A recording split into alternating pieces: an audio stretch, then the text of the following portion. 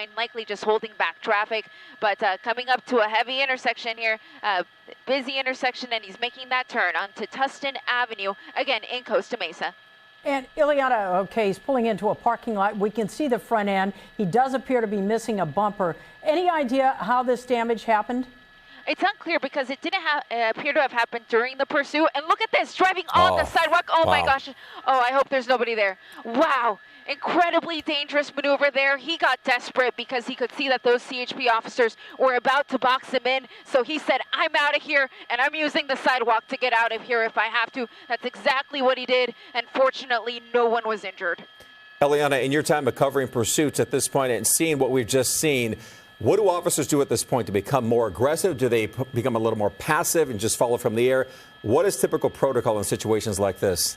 Typically, when it starts to get this dangerous, they will go into tracking mode. So that's where we see the officers pull off. The driver doesn't even realize that he's being followed anymore because when he looks in his rearview mirror, he doesn't see the police officers behind him. However, overhead is going to be the helicopter, which is going to continue to track his every move. And when the observer in the helicopter feels that the time is right, they'll call those units back in, or the driver at that point could park, he could bail, and that's when officers would move in for the arrest. We just want to let our viewers know how this started and when it started. It started northbound on the 710 near Anaheim, apparently got off on Anaheim and then had been on surface streets, specifically PCH, for quite a while.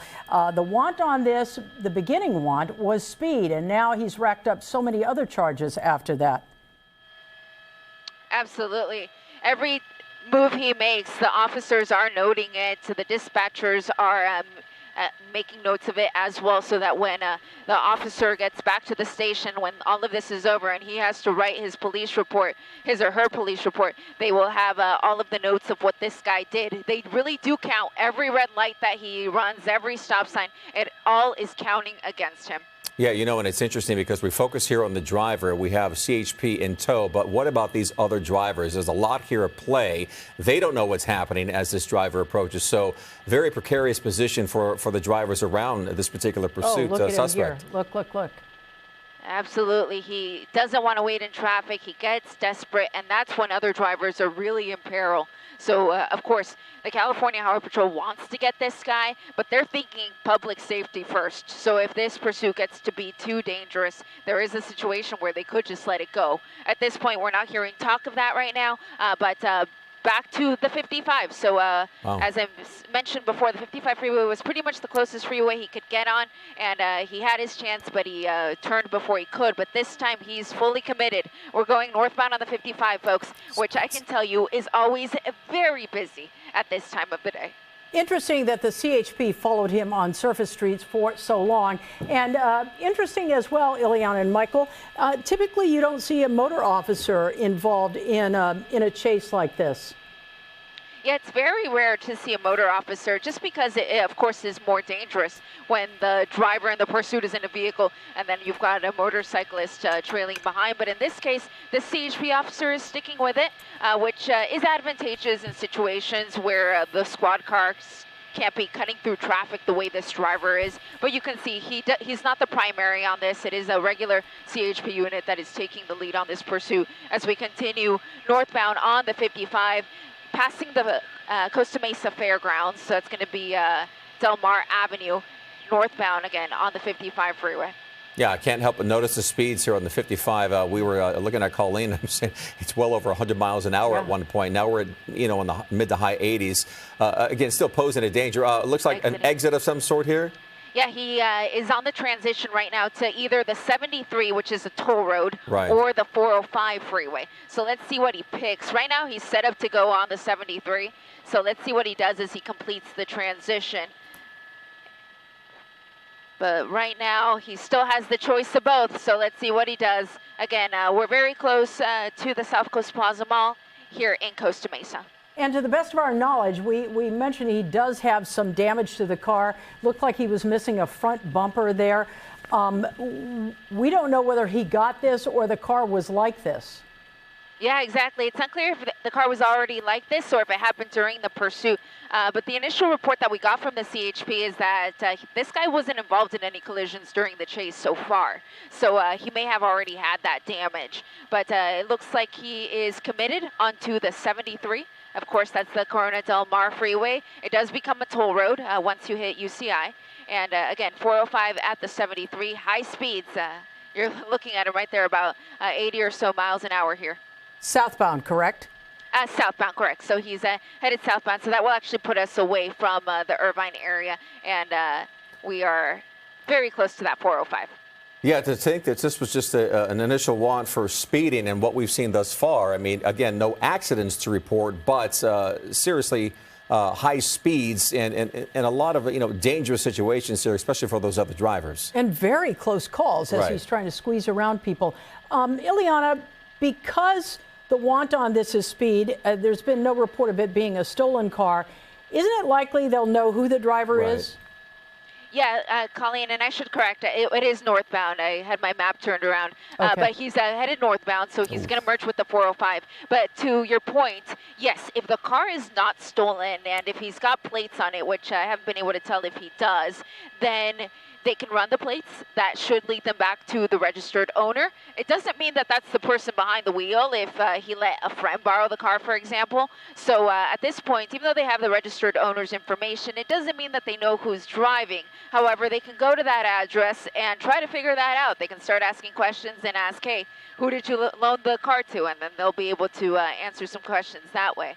But it looks like he is coming up to a little bit of traffic here at Harbor Boulevard. Essentially, the 73 will end here at the 405, and it becomes the 405, but it looks like he may be trying to exit at Euclid. Yeah, he's got a lot of company there on that exit, though. We see those cars making their way not only for this Camry, but for a CHP who is closely behind here. We see a window down.